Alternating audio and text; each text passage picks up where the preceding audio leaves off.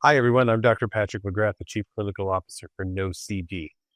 You ever noticed blinking or breathing to a point that you can't stop focusing on it? Or even for some people, it's not the passing thought, it's more of their life, right? They're just stuck in it. Well, it's really a form of OCD and it can feel very, very difficult to escape from it. But I want you to know about what we call sensorimotor OCD. And this is really unwanted or intensive, intrusive bodily sensations or feelings around functions like breathing or swallowing or blinking or even your heart rate.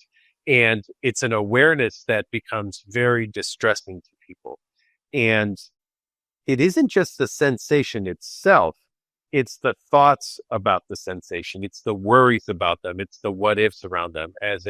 What if I didn't blink well enough? What if I didn't get enough of a breath in? What if my heart doesn't beat the way that it's supposed to? All of these things that people experience about their body and the fear around their body not necessarily working the way that it's supposed to.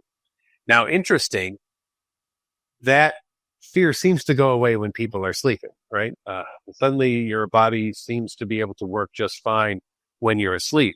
But the moment you wake up, you might start thinking again about, did I blink well enough? Did I breathe well enough? Did I move something right? Just whatever it might be about the way your body functions. OCD says the way your brain does things automatically might not be good enough. And maybe you should worry about it, think about it, take control over it, obsess about it, and potentially, yes, even do compulsions about it, right?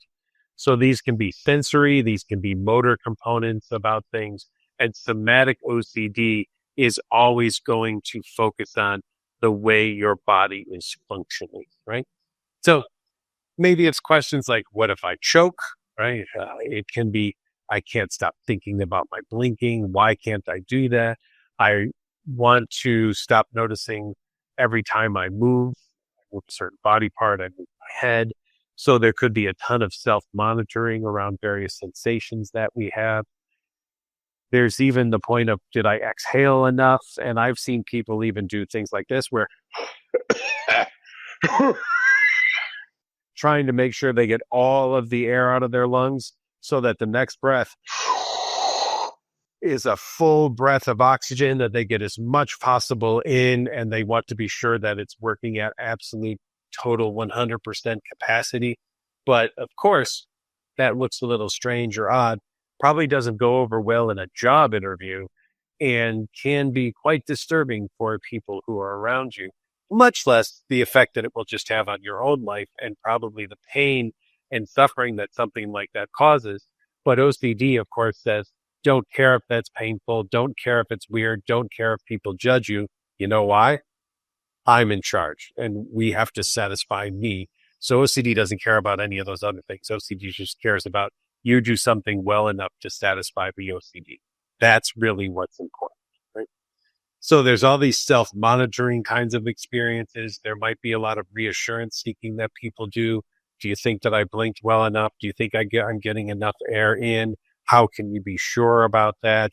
There could be a ton of researching of the symptoms that people have, people going online and searching about various sensations, about what happens if you breathe wrong or you blink wrong or something like that. And these behaviors only reinforce the OCD cycle. They don't actually help the thing to go away. OCD says you want it to go away, do some research, figure all of this out. That would be the best thing to do. But we know in reality, that's not the best thing to do. That's not what actually helps them. Now, why is this different from health anxiety just in general? There's lots of debates around various things in the DSM. There's illness anxiety disorder, there's somatic symptom disorder, there's OCD, health anxiety concerns. I am less concerned about what the name of this is, and I am far more concerned about what we are going to do around treatment of this. Because guess what? No matter what you're diagnosed with in the cluster of things that I just said, I'm going to use exposure and response prevention therapy for you. I'm going to help you with ERP, learn how to handle the doubts, the fears, the sensations, the things that you don't want to be experiencing.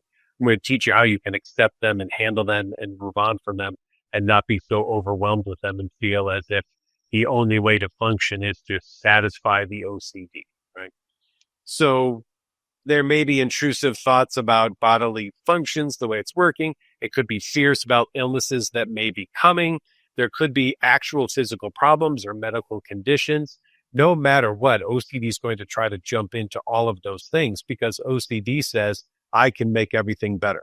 This is one of the greatest lies that OCD tells, is that it can make everything better. Because if OCD actually did make things better, I would be giving OCD to people. I would say, you know what? I've got the perfect solution for you for this problem in your life, obsessive compulsive disorder. Let me teach you how to start doing compulsions, and then everything will be fine and all will be okay. And wouldn't that be just great? But no, that is not the way to help people. So what do we want to do? We want people to allow for the discomfort of not knowing if they blinked exactly the right way. What if they didn't get all of the air into their lungs that they were supposed to? What if they didn't do that movement quite right and it means something bad might happen to a muscle or a joint because they didn't do it the correct way? We want to allow for that discomfort. We want to allow for that doubt and uncertainty to be there, and just learn that because my OCD screams this at me doesn't mean that I must answer it or give it any form of attention whatsoever. OCD loves attention. The worst thing you could give OCD is attention. If you really want to work on overcoming OCD, what do? You help people learn that they can handle whatever OCD says without doing something to try to neutralize it. Because OCD survives on what? Compulsions. OCD eats compulsions for breakfast, lunch, and dinner. If you want to starve OCD, what do? You don't feed it compulsions anymore. It isn't about stopping the thoughts and the images and urges. We haven't figured that out as a science yet. I still don't know how to stop a thought. There are thoughts I wish I didn't have anymore, and I still have, and I do this for a living. So I can't teach someone how to stop having a thought or image or urge if I don't even know how to stop them for myself. But what I can do is help people learn that you can handle whatever those are. You don't need to make them go away. No matter how much you try to convince me they're awful, they're horrible, they're sick, they're disgusting, they're terrible, they're inappropriate, whatever it might be, doesn't matter.